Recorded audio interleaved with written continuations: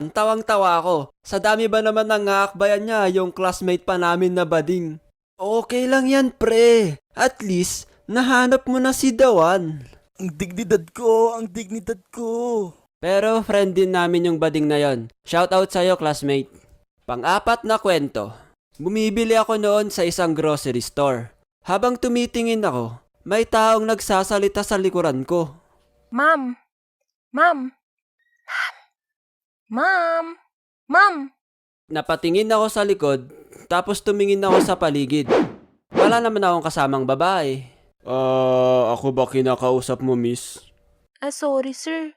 Lalaki pala si sir. Meron po kaming product dito na cookies. Gawang Pinoy, baka po magustuhan ninyo. Nasarap po ito. Hindi ako bibili.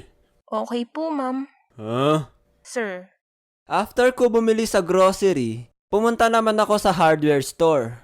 So habang hinahanap ko yung bibilhin ko, may nagsasalita na naman sa likuran ko. Ma'am, ano pong sa inyo? Huh? Ay, putya, akala ko babae. Sorry sir, ano pong sa inyo?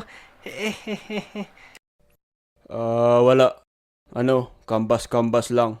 Paglabas ko ng hardware store, damn! Pinagkamalan akong babae. Oh my gosh! Grabe! Nagpa-long hair pa naman ako para kunwari maangas ako tapos pagkakamalan lang pala akong babae. Hindi to maaari. Kaya pinaputol ko na. Uy, Yogi, sino yan? Jowa mo? Uy, bagay sila.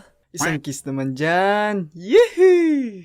Uy, hindi kami magjowa no. Friends lang kami. Bakit kayo magkasabay naglalakad? Kasi nga, nagkabalikan na sila. Eto nga may video pa sila. First heartbreak experience, fit Yogi Art. Mga walang hiya, siya lang nag-voice over niyan. Wag nga kayo. Oo nga, mga walang hiya. Ay! Kayo ba guys, nakaranas na ba kayo ng mga ganito sa buhay nyo? Pinagkamalan na ba kayong hayop, magnanakaw, artista, mga ganyan?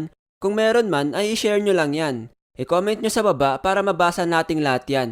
Okay, bago tayo mag-shoutout ay gusto ko lang magpasalamat sa mga malulupit nating idol dahil pumayag silang makasama natin sila sa ating video. Thank you kay Tale of L, Uy, walang shota.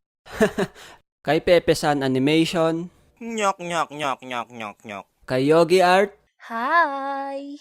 at kay Raronesk.